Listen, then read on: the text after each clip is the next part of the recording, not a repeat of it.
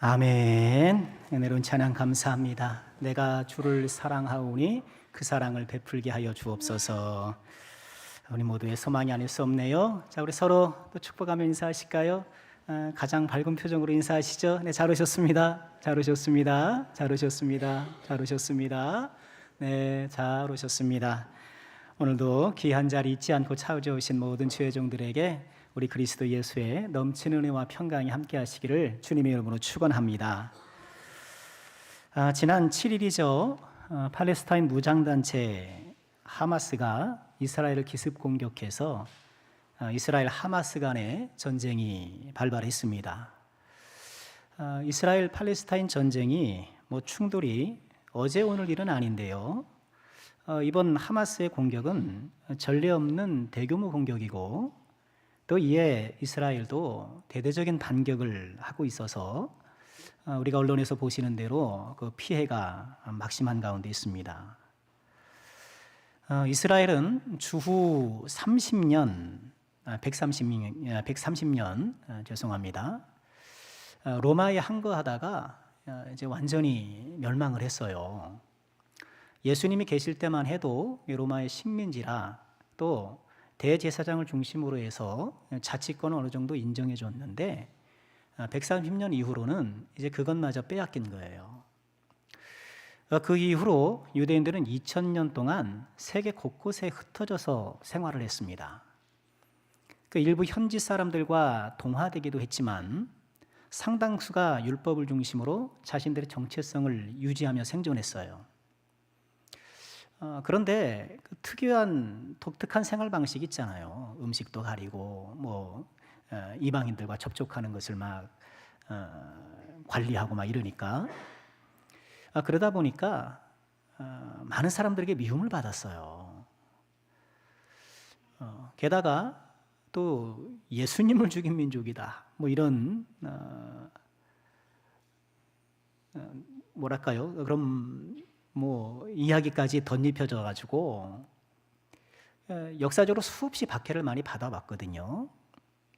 그러다 보니까 유대인들 사이에는 나라가 없으니까, 우리 땅이 없으니까 이렇게 우리가 박해를 받는다, 당연히 그렇게 생각할 것 아닙니까? 그래서 자신들만의 나라, 그리고 그 옛날 조상들이 가졌던 그 팔레스타인에 자기들의 나라를 세우고 싶어하는 그런 열망들이 막 솟아나기 시작했어요. 특별히 19세기 말부터 그랬는데요. 이른바 시오니즘이라 그래요. 시온은 예루살렘의 언덕 이름이잖아요. 그것으로 돌아가자는 시오니즘이 유대인들 사이에 팽배하게 됐고요. 그러다가 그 1차 세계대전 중에 전쟁 자금이 필요한 영국이 유대인들에게 이 팔레스타인의 나라를 세워주게 도와주겠다 약속하면서 그들로부터 이 자금을 받아요. 그러면서 유대인들이 팔레스타인으로 이주해 들어가기 시작합니다. 또 2차 세계대전 때 히틀러가 유대인들을 얼마나 박해했습니까? 그래서 그 박해를 다 피해서 또 이 자신들의 팔레스타인 고향으로 이렇게 막 돌아 들어갔거든요. 그러다 보니 여러분 2000년 동안 이들이 방황하는 그 사이에 이 2000년은 누가 살았겠습니까? 지금의 팔레스타인 사람들, 아랍 사람들이 살고 있었단 말이에요. 근데 유대인들이 밀고 들어오고 유입해 들어오는데 그 숫자가 이제 아랍 사람들보다 더 많아지는 거예요. 그러니 위기감을 느끼겠죠. 야, 이러다가 땅 뺏기는 거 아니겠느냐. 그러니 갈등이 일어나고 충돌이 일어날 수밖에 없고 결국 이 문제를 2차 세계대전 후에 유엔에서 다루게 돼요. 1947년 유엔은 이 팔레스타인을 분할하는 그 안을 가결 통과시켜요. 팔레스타인 땅 중에 우리 뉴스에서 많이 나오는 가자지구와 요단강 서편, 서안지구 그러거든요. 뉴스를 들어보면 가자지구, 서안지구 그렇게 보통 얘기를 하는데 이 두 지역에 팔레스타인 사람들이 살고 나머지는 유대인이 살 수 있도록 그렇게 땅을 나눠주는 것을 유엔이 결정을 하는 거예요. 유대인 입장에서는 반갑게 그지없지만 2000년 동안 거기 살아왔던 팔레스타인 사람들 입장에서는 굉장히 억울하잖아요. 이건 유엔에서 그렇게 결정하고 통보해버리니까 그들은 억울한 거예요. 그때부터 이제 갈등이 더 증폭되고 폭력 양상을 띠면서 지금에 이르렀는데요. 그렇게 유엔 총회가 있은 후에 1948년 5월 14일에 이스라엘이 건국을 선포하죠. 그리고 건국을 선포함과 동시에 이집트를 중심으로 해서 아랍 국가들의 연맹을 결성을 해서 이제 1차 중동 전쟁이 벌어지기 시작하는 거예요. 1차, 2차, 3차 중동 전쟁이 막 발발을 하고, 근데 이스라엘이 다 이겨요. 압도적인 군사력으로. 팔레스타인은 이제 자기들의 땅을 빼앗기고 가자 지구와 서안 지구로 이렇게 쫓겨 들어가게 되면서 이제 뭐 이스라엘에 대한 이 뭐 그 복수심 원한이 얼마나 크겠습니까? 그러니 뭐 자살 테러를 뭐 불사하고 그러면서 우리가 뉴스에 종종 보는 그런 일들이 자꾸 생겨나는 거예요. 그러다 보니까 이스라엘도 가자 지구 전체를, 그 동네 전체에 장벽을 쳐버리는 거예요. 서안 지구 전체에도 장벽을 치는 거예요. 높은 장벽을 쳐버리고 못 나오게 하는 거예요. 사람들을 통제하는 거예요. 그러던 중에 지난 7일 하마스의 공격으로 또 이렇게 전쟁이 시작된 것인데요. 이스라엘과 팔레스타인의 갈등은 여러 역사적, 종교적 이런 것들이 얽혀 있습니다만 그 갈등의 주요 원인 가운데 또 하나가 물이에요. 이 수자원이 부족한 중동이라 석유보다 귀한 게 물이거든요.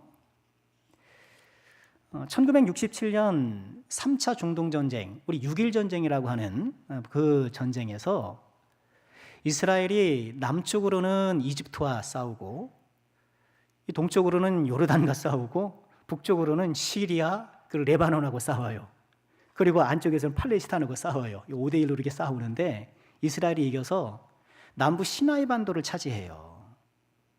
그리고 북쪽으로는 시리아의 골란 고원을 차지합니다. 근데 전쟁이 끝난 후에 협정을 통해서 시나이 반도는 이집트에게 돌려줘요. 시나이 반도가 왜 중요하냐 하면 거기 수에즈 운하가 있잖아요. 이 지중해를 통해서 이제 인도양으로 나올 수 있는 수에즈 운하가 딱 거기 있으니까 이거를 붙잡은 게 수에즈 운하의 2022년 총 수입이 이집트가 그 운하를 운영하면서 79억 달러, 10조 원을 벌었어요. 그 운하를 운영하면서. 이집트가 그걸 놓칠 수 있겠습니까? 여간 시나이 반도를 되돌려주면서 이집트하고는 그렇게 화해를 했는데 시리아의 골란 고원의 3분의 1을 차지하고 아직도 돌려주지 않아요. 그것은 국제법상 불법 점유하고 있는 상황인데 왜 그 골란 고원을 차지하고 있는가? 헐몬산 때문에 그래요. 헐몬산이 거기 있거든요. 우리 헐몬산은 우리 성경에도 나오잖아요. 헐몬의 이슬이 이렇게 내린다는 그런 말씀처럼 헐몬산에 만년설이 있는데 그 만년설에서 흐르는 물이 갈릴리 호수로 오게 되고요. 갈릴리 호수에서 요단강으로, 요단강에서 사해까지 이렇게 이어지는 거예요. 그러니 그 수원을 안전하게 확보하기 위해서 골란고원 딱 뺏고 이제 안 주는 거예요. 사실상 팔레스타인을 현재 이스라엘이 지배하면서 팔레스타인 사람들이 몰려있는 가자 지구와 서안 지구에 물을 관리 통제하고 있어요. 팔레스타인 지구에 유입되는 물을 이스라엘이 차단하고 있는 거예요. 그거를 이제 막 사람들 통제하는 거예요. 팔레스타인 사람들이 우물을 파려고 하면 이스라엘 군인들이 가서 다 메우고 사람들을 체포해 가요. 이스라엘 사람들이 팔레스타인 민간인을 영장 없이 6개월간 구금할 수 있어요. 지금 말도 안 되는 일이 사실은 벌어지는 거예요. 우리가 성경에서 이스라엘을 만나기 때문에 정서적으로는 이스라엘에 대한 그런 그 좋은 정서가 있을 줄 모르지만 사실 중동에서 지금 벌어지고 있는 일들은 좀 반인권적이고 적절치 못한 것들이 많은 게 사실이에요. 그럼 우리 이스라엘이라고 막 편들면 안 되고요. 예? 상황을 좀 냉정하게 좀 봐야 돼요. 가자 지구와 서안 지구에 있는 사람들을 그렇게 물로 통제하는 거예요. 유대인들과 유대인들이 살아가는 그 거주지나 정착촌이나 농장에는 물이 콸콸콸콸 넘치는 거예요. 우리 한국인의 경우 하루에 물 쓰는 양이 약 300리터 정도 된다 그래요. 먹고 씻고 하는데 300리터 되는데 팔레스타인에 있는 사람들은 하루 평균 88리터 정도 물을 쓴다는 거예요. 보통 우리가 쓰는 물의 3분의 1도 못 쓰는 거예요. 그리고 거기 나오는 사람들 보면 다 푸석푸석하잖아요. TV에 나오는 거 보면 먼지 푸석푸석하고 사람들이 지저분하고 그러잖아요. 그런 질병도 많고 그런 거예요. 좀 평화롭게 좀 해결이 되었으면 좋겠습니다. 물론 종교를 떠나서 이렇게 사람이 막 죽고 전쟁이 벌어지는 것은 적절치 않죠. 어떻게 좀 묘수가 나와서 이런 이스라엘 팔레스타인의 전쟁이 좀 종식되고 좀 평화가 왔으면 좋겠는데요. 자, 이스라엘과 팔레스타인의 여러 갈등 가운데 하나가 물다툼이라고 말씀을 드렸는데, 이 이스라엘과 팔레스타인의 물다툼의 역사를 오늘 우리가 창세기에서도 보게 돼요. 바로 우리가 읽은 본문인데, 오늘 본문에 우리는 그랄이라는 지명이 나오고 블레셋이라는 지명이 나오잖아요. 이 그랄 지역, 블레셋 지역이 지금 팔레스타인의 가자 지구예요. 이 가자라고 우리는 보통 알고 있습니다만 성경에 등장하죠. 가사라고. 이 블레셋의 5도시 가운데 하나가 이 가사인데 이 가자 도시예요. 또 이 블레셋이 지금의 팔레스틴의 어원이잖아요. 그러니까 묘하게도 지금의 어떤 물다툼, 뭐 전쟁에서 물다툼을 이렇게 한정해서 보면 지금의 물다툼의 어떤 모습이 이 창세기에 지금 이삭과 블레셋 사람들의 물다툼이 이게 벌어지고 있는 거예요. 뭐 데자부라고나 할까요? 자, 우리가 요즘 창세기를 산책하고 있는데 이삭의 행적을 묵상하고 있습니다.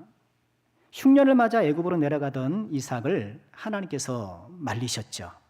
그래서 이삭은 그랄 지역, 지금의 블레셋 지역으로 가자 지구로 이렇게 가게 되는 거예요. 지난 시간에 우리가 보았던 것은 여기서 이삭이 아내 리브가를 누구라고 속여요? 누이라고 이렇게 속이는 그런 해프닝이 있었는데, 자, 오늘 말씀은 그 이후의 이야기예요. 자, 그 이후의 이야기를 어떻게 우리에게 전해주고 있을까요? 12절 보실까요? 이삭이 그 땅에서 농사하여 그 해에 100배나 얻었고 여호와께서 복을 주심으로 그 사람이 창대하고 왕성하여 마침내 거부가 되었다. 이 아내를 누이라고 속였음에도 불구하고 아비멜렉 이 그랄 왕이 거주할 수 있도록 이렇게 관대하게 대해주잖아요.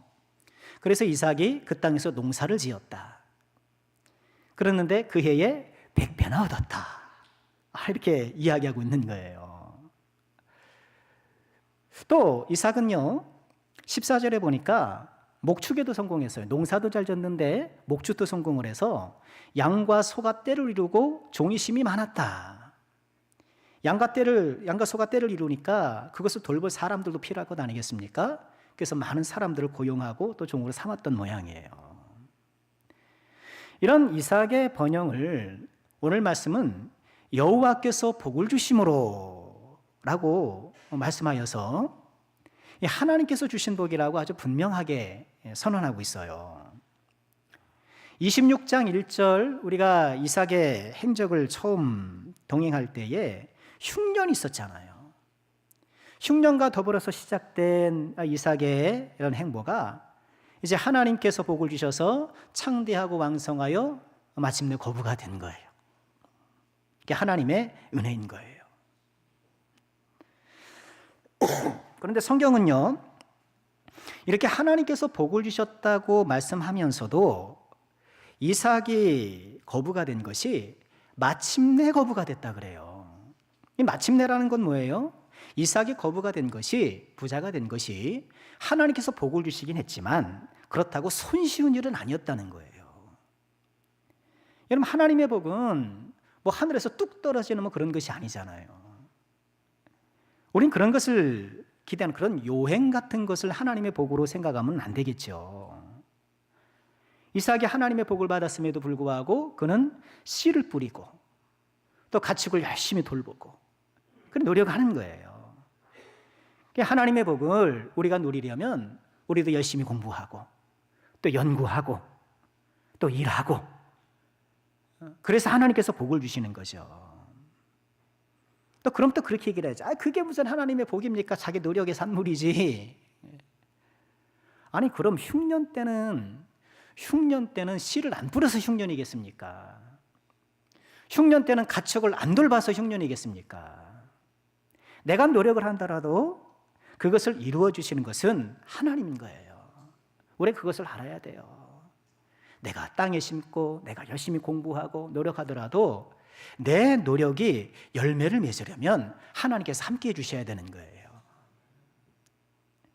자, 이삭이처럼 하나님의 은혜 속에 마침내 풍성한 사람이 되었는데, 그랬더니 어때요?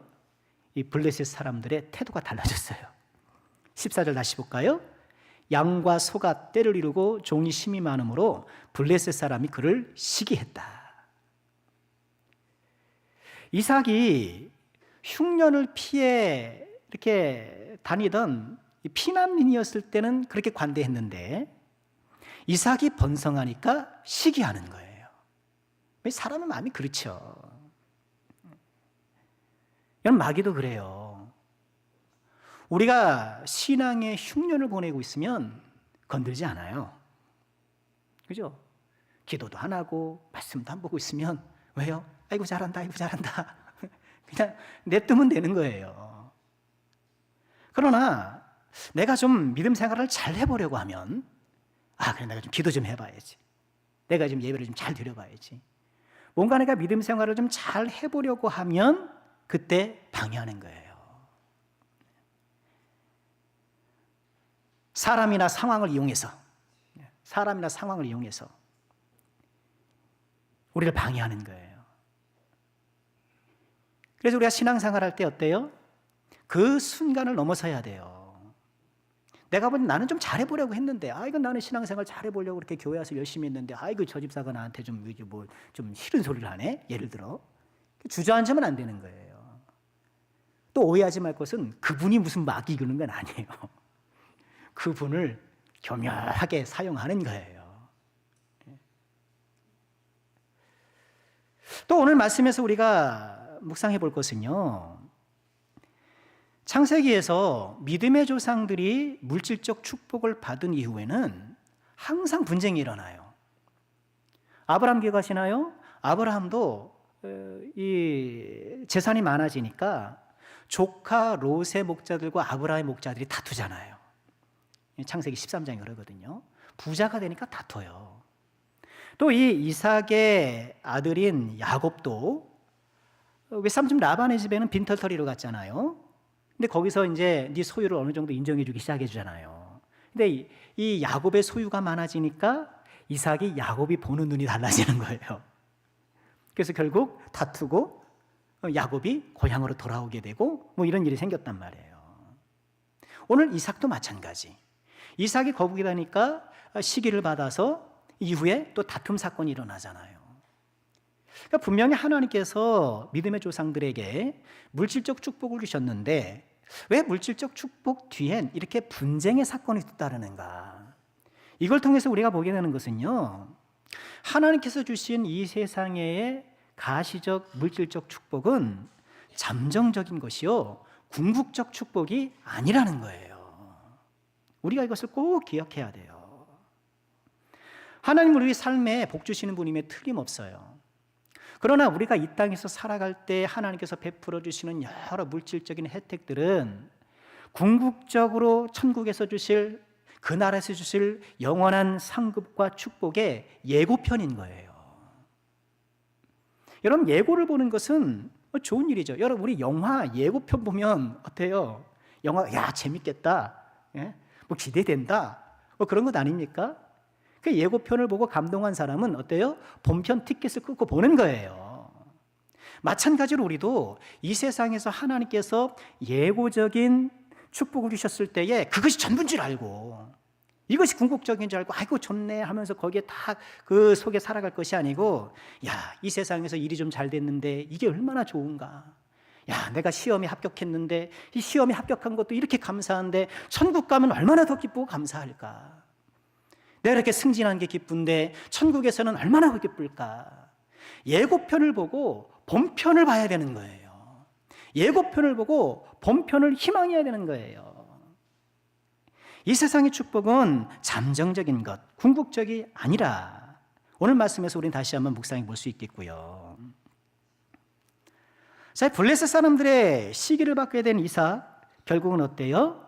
그곳을 떠나게 되고 그랄 골짜기라는 곳으로 이주를 하게 됩니다. 바로 오늘 이야기죠. 그러니까 그랄 골짜기라고 한 것으로 보아서 이 그랄의 어떤 주 거주지는 아니지만 그랄의 변방인 것 같아요. 그쪽으로 가게 된 거예요.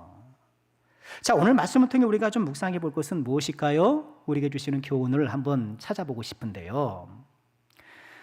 먼저 우리는요, 오늘 말씀을 지나치게 도덕적 교훈으로만 한정하는 것에 좀 주의할 필요가 있어요. 여러분, 지금 우물 다툼에서 이삭이 계속 이제 물러나잖아요. 여러분, 이 이야기를 보면서 우리가 보통 어떻게 그렇게 묵상을 해왔습니까? 아, 이삭이 이렇게 양보를 잘하는구나. 다투지 않고 이렇게 양보를 하는구나. 그랄 골짜기로 떠난 이삭이 우리 아브라함의 아버지 아브라함의 우물을 다시 되파니까 사람들 다시 덮어버리고, 새롭게 우물을 파니까 와서 뺏어버리고, 그럴 때마다 이삭은 싸우지 않고 너그럽게 양보했다. 그랬더니 하나님께서 이 양보한 이삭에게 복을 넣어주셨다. 그러니 우리도 다투지 말고 양보해야 된다. 아주 틀린 말씀은 아니라고 봐요. 그러나 우리 그리스도인들이 마땅히 다투기보다는 양보를 선택해야 되는 것이 맞긴 하지만, 오늘 우리가 읽은 말씀이 양보의 미덕을 주 메시지로 하는 것 같지는 않아요. 과연 이삭은 우물을 내어주었는가 뺏겼는가? 이 문제예요. 우물을 내어주었는가 빼앗겼는가? 후자의 가능성이 높아 보여요. 우선 20장 말씀을 보면은요, 그랄의 20절 말씀 보면 그랄의 목자들과 이삭의 목자들이 다퉜다라고 분명히 얘기를 해요. 다퉜어요. 이 싸움이 있었단 말이에요. 여러분, 우물이 사치품이 아니잖아요. 있으면 좋고 없으면 그만인 게 아니잖아요. 우물은 생존과 직결된 거예요. 더군다나 어렵게 얻은 우물을 그렇게 순순히 물려주는 것은 일반적으로 상식적으로 쉬운 일이 결코 아닌 것이죠. 성경은 그랄의 목자들과 이삭의 목자들이 다퉜다고 얘기를 해요. 그럴 수도 있을 것 같아요. 이삭은 다투고 싶지 않았는데 목자들이 다툰 거예요. 그래서 목자들이 다투지 마시오. 우리 다 양보하고 물러납시다. 아마 이삭은 그렇게 양보를 하고 싶었던 것이 아니겠느냐라고 말할 수도 있겠지만, 그러나 이어지는 구문을 보면 20절 하반절 볼까요? 이삭이 그 다툼으로 말미암아 그 우물 이름을 에색이라 했다. 이렇게 얘기를 해요. 어쨌든 이 우물을 빼앗기고 넘겨주고는 그 우물에 이름을 줘요. 근데 그 이름이 뭐예요? 에색. 여러분, 성경에도 에색이라는 이 단어에 각주가 있죠? 쫓아가면 뭐라고 되어 있어요? 다툼이 되어 있단 말이에요. 이삭이 흔쾌하게 내어줬다라면 그 우물의 이름은 왜 다툼이라고 했겠어요? 사랑 또는 평화, 훨씬 부드러운 단어가 많이 있었을 텐데. 또 다툼으로 말미암아 이렇게 얘기를 해요. 다툼으로 말미암아. 그리고 무엇보다 우물에 이름을 짓는 이 행위, 아니 자기가 내어줬으면, 그 사람 거라고 흔쾌히 내어줬으면 본인이 이름을 지으면 안 되잖아요. 근데 본인이 이름을 지어요. 여러분, 성경에서 이름을 짓는다는 것은 소유권을 행사하는 거예요. 하나님께서 아담이 이름을 주어주고 아담이 모든 만물에 이름을 짓잖아요. 이름 짓는 건 소유권이에요. 그러니 이 이삭이 우물을 아주 그냥 쿨하게 그냥 이렇게 내어줬다기보다도 밀려난 것, 빼앗긴 것으로 보는 것이 보다 더 사실에 가까운 것으로 보여요. 물론 그럴 수는 있겠죠. 싸움이 격렬해지니까, 사람들이 다치거나 죽고 말아 격렬해지니까 아이고 그만하자 하면서 물러설 수는 있을지도 몰라요. 그러나 처음부터 어떠한 저항이나 반대도 없이 쿨하게 오케이, 가져가십시오. 우물 내 거야. 네, 가지십시오. 그랬을 것 같지는 않다는 거예요. 그랄 목자들의 부당한 강탈에 대해 이삭은 나름의 합당한 저항을 한 것이죠. 우리 그리스도인들요, 이 사회에서 부당한 일을 볼 때에 때로는 합당하게 저항할 때가 있어요. 인권이 유린되고 부정부패가 만연하고, 그럴 때 그리스도인들이 꾹 담고, 하나님 핑계 삼고, 하나님 핑계 삼고 뒤로 비겁하게 뒤로 물러나 있고, 그러면 안 돼요. 물론 우리는 사랑의 마음으로, 또한 평화의 방식으로 우리의 목소리를 내야 할 때가 있는 거예요. 그렇지 않으면 세상이 어떻게 정의롭게 되겠습니까? 그렇지 않으면 세상이 어떻게 하나님의 나라가 이루어질 수 있겠어요? 오늘 말씀이 우리에게 보여주는 이삭은 양보하는 이삭이라기보다는 우물을 파는 이삭인 거예요. 오늘 말씀에서 우리는 세 종류의 사람을 발견하게 돼요. 첫 번째는 우물을 메우는 사람이에요.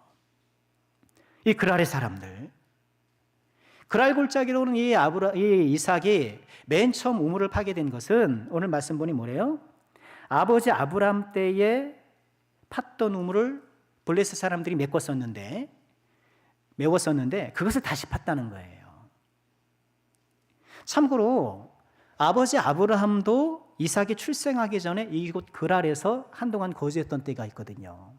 그때 우물을 팠던 모양이에요. 그런데 이 아브라함이 그랄을 떠난 이후에 그랄 사람들이 그 우물을 메운 거예요.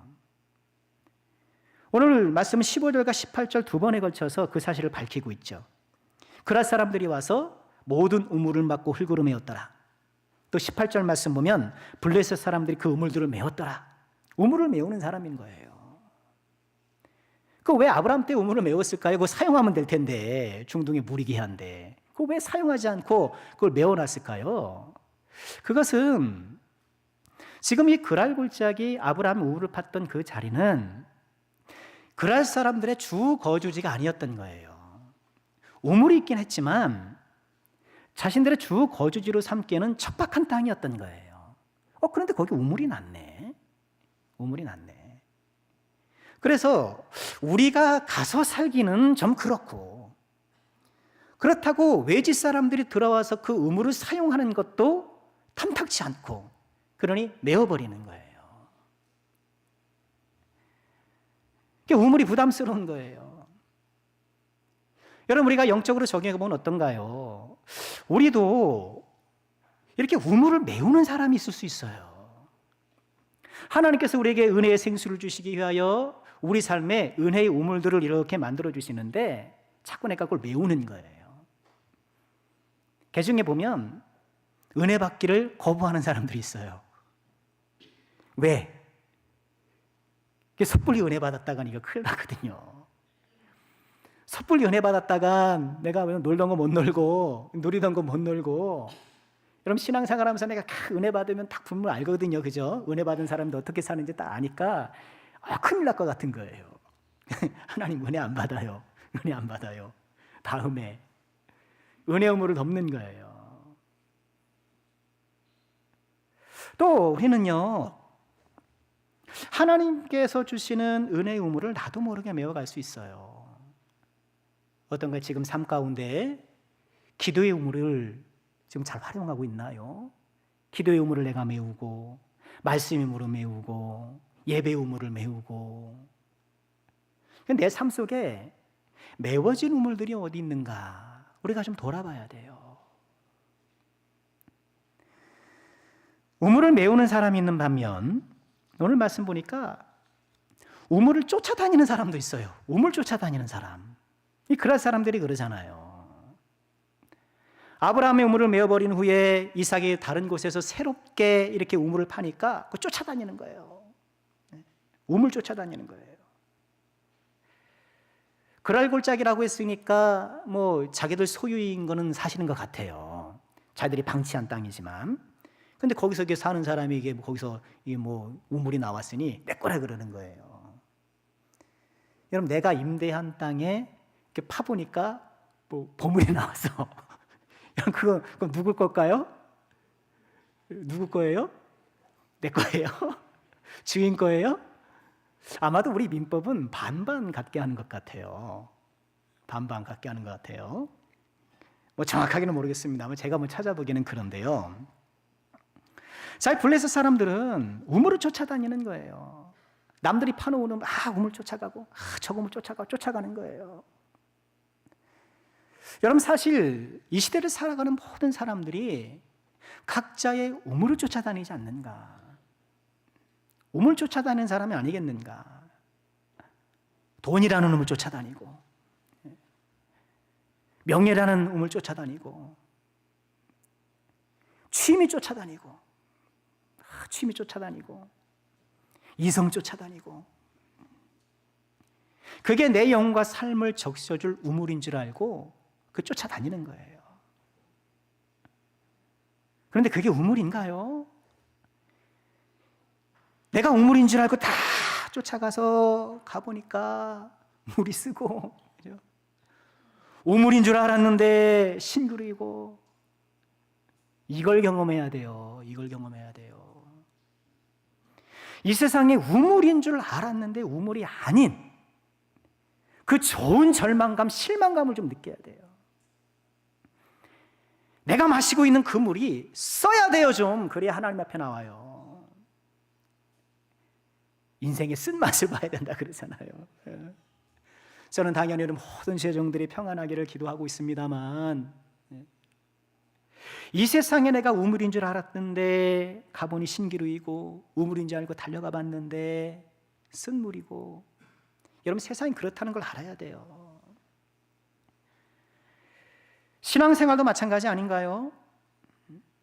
축복의 우물 쫓아다니고, 평안의 우물 쫓아다니고, 소원 성취의 우물 쫓아다니고. 당연히 하나님께서는 우리에게 축복 주시고 평안 주시고 우리의 소원도 들어주시고 당연히 그런 분이시지만 그것이 우리 신앙생활의 전부가 아니잖아요. 아니잖아요.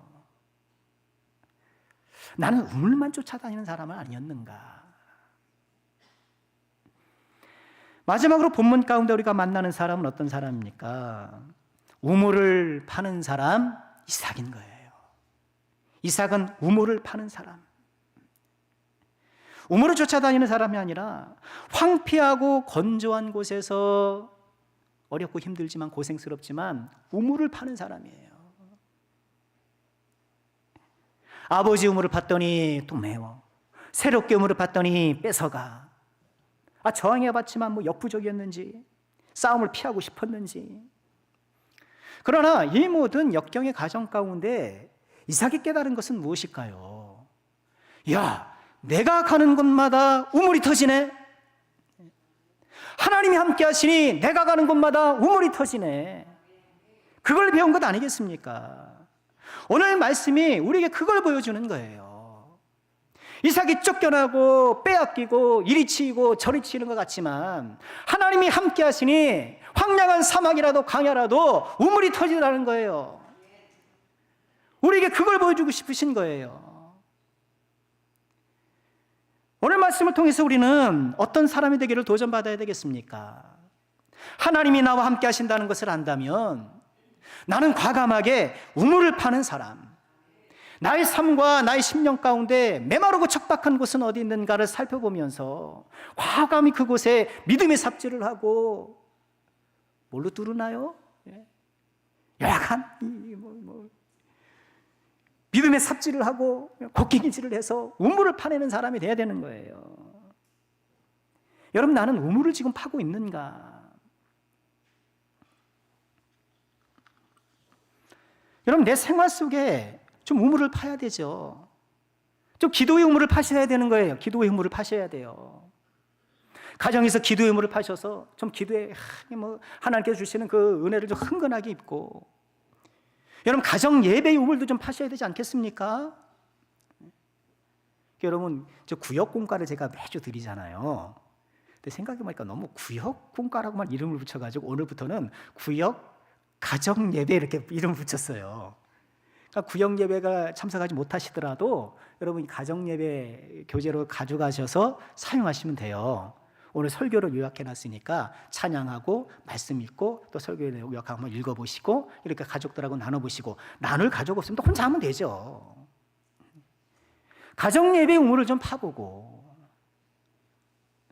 여러분 또한 나의 삶의 영역에서 하나님이 없어 그리스도가 없어서 푸석푸석하고 황량한 곳은 어딘가를 살펴보고 우물을 파는 것도 귀한 거예요. 제 고등학교 미션 스쿨을 다녔는데요. 너무너무 감사했어요. 선생님들 참 믿음 좋은 분들이 많으셔서. 근데 어떤 한 선생님이요, 점심시간에 한 빈 교실에서 기도회를 여셨어요. 기타를 치고 이렇게 찬양을 하고, 그러면 점심시간에 우리 학생들이 밥을 먹고 가고 싶은 사람들은 자유롭게 거기 찾아가는 거예요. 그러면 기타 치고 찬양하고 또 간략하게 말씀 전해주고 공부하고 힘든 친구들에서 기도해주고 학교에서 기도하고, 이렇게 아주 짧은 시간 한 20분, 25분 정도 됐던 것 같아요. 그 시간이 저에게는 참 좋은 시간이었어요. 한 번도 안 빠지고 갔으면 좋았는데 몇 번 빠지긴 했어요. 참석하면 그렇게 좋더라고요. 아마도 그 선생님은 황량한 고등학교 입시에 치우친 그 아이들을 위해서 그 우물을 파신 거예요. 가만 보니까 우리 직장에서 크리스찬들 모임이 있더라고요. 얼마나 감사한지 몰라요. 요새 그런 모임 많이 없거든요. 학교에 옛날에는 CCC며 IVF며 기독교 동아리가 많았는데 지금 다 무너졌어요. 제대로 역할을 하는 학교가 많지가 않아요. 그런 세상 곳곳에 이런 우물들이 있었단 말이에요. 우리가 좀 그런 우물을 좀 다시 한번 파야 되지 않을까. 직장에서 믿음의 동료들과 함께 좀 일주일에 한 번이라도 기도 시간을 갖고 우리 직장을 위해서, 서로를 위해서 기도하고, 여러분 그런 우물을 파는 것이 좀 우리에게 필요하지 않는가, 저는 그런 묵상을 해보았어요. 하나님이 함께 하시는 사람, 그가 가는 곳마다 우물을 파면은 이렇게 샘이 솟게 하시는데, 지금 나의 삶과 나의 삶의 영역에 우물이 필요한 것이 어디인가를 우리가 좀 살펴보면서 우물을 파는 이런 도전적인 믿음, 우물을 파는 이런 진취적인 믿음, 여러분 우리가 이것을 소망하고 실천해 볼 수 있기를 주의 이름으로 축원합니다. 하나님은 우물을 파는 자에게 복을 주시는 거예요. 씨를 뿌리는 자에게 100배를 거두게 하시고, 가축을 잘 관리하고 또 키운 사람에게 그 대가를 얻게 하시고, 오늘 우물을 파는 이 이삭에게 또 하나님께서 샘물 근원을 주시는 거예요. 내가 믿음의 삽을 들어 우물을 파야 될 곳은 어디인가? 나의 생활과 내 주변을 바라보면서 오늘도 하나님 앞에 기도하며 거룩한 우물에 도전해 보시길 주의 이름으로 축원합니다. 하나님이 함께 있을 때 우물이 솟아나는 것, 이 우물의 은혜를 이사야 선지자가 이렇게 노래했죠. 이사야 12장 2절과 3절입니다. 우리 함께 읽어볼까요? 시작. 보라, 하나님은 나의 구원이시라. 내가 신뢰하고 두려움이 없으리니 주 여호와는 나의 힘이시며 나의 노래시며 나의 구원이심이라. 그러므로 너희가 기쁨으로 구원의 우물들에서 물을 기르리로다. 할렐루야. 지금 나의 삶에 이런 우물의 노래가 퍼져나가기를 주의 이름으로 축원합니다. 그래서 주님의 은혜의 생수의 강이 흘러넘치는 복된 삶을 살아가는 우리 모두가 되기를 주의 이름으로 축원합니다. 자, 말씀을 마치려고 합니다. 이삭의 우물 이야기를 통해서 우리는 우물을 메우는 자가 되어서는 안 되겠다. 또 세상의 헛된 우물을 쫓아가는 사람이 되어서는 안 되겠다. 황폐한 곳에 믿음의 우물을, 은혜의 우물을 파는 성도가 되어야 되겠다. 도전을 받았는데요. 오늘 사랑하는 모든 제자종들이 가는 곳마다 이 은혜의 우물이 터지기를 주의 이름으로 축원합니다. 임마누엘 하나님께서 함께 하심을 통하여서 이런 생수 같은 은혜가 콸콸 넘치는 복된 삶을 살아가시기를 주님의 이름으로 축원드립니다.